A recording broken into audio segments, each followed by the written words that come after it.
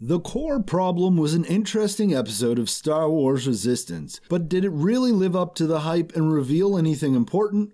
Well, I think it did, but first, let me quickly say I'm Mike and welcome back to my Star Wars channel where we love Star Wars speculation. That said, episode 17, The Core Problem, saw Poe and Kaz undertake another adventure because of some interesting intel Kaz was able to find. And I must say, I really like how connected these episodes have been, and I'm looking forward to seeing that continue with only a few episodes left to go. But more on that later. After sneaking away from the Colossus, Poe and Kaz discover a system of planets that look like they were Starkiller Base experiments. They then decide to fly through the core of one of the planets, and honestly, this seemed pretty silly to me, and maybe that comes down to my prior knowledge. I already know Starkiller Base has been created, and that it's very unlikely that they're going to find anything in the core of that planet. But that said, I think it does fit Poe's cocky and rash character. He does sort of like to dive into things and just figure it out as he goes. But beyond that, the most interesting part of the show was when Poe and Kaz sat down to explore what might have been an old Jedi temple. I really loved hearing Poe say that you see ruins or buildings like these scattered around the Outer Rim and that they are from a long-forgotten civilization. This, to me, just adds a great layer of mystery to the Outer Rim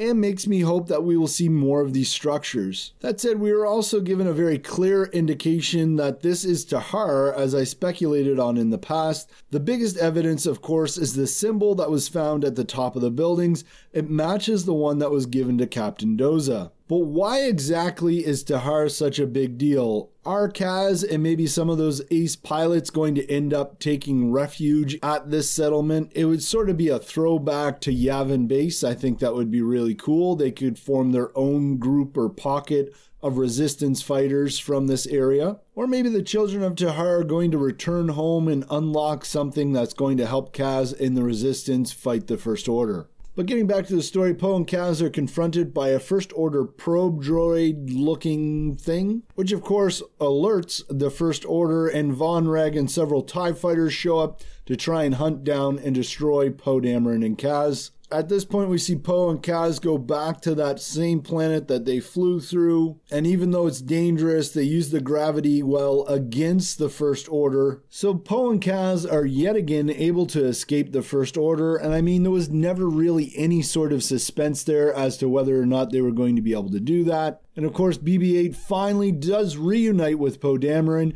and they're heading off on a special mission to Jakku, which must, of course, lead us into The Force Awakens. So it's going to be very interesting to see where the series goes from here. It should be pretty much pulling even with the timeline of The Force Awakens. I'd even speculate that in the next episode, we're going to see that speech from General Hux. And Kazuda and the rest of the Colossus are really going to start to understand what the First Order is all about and just how horrible they can be. But I'm looking forward to hearing from you. Let me know in the comments below. What did you think about this episode of Star Wars Resistance, The Core Problem? And as always, thanks for watching, and may the Force be with you.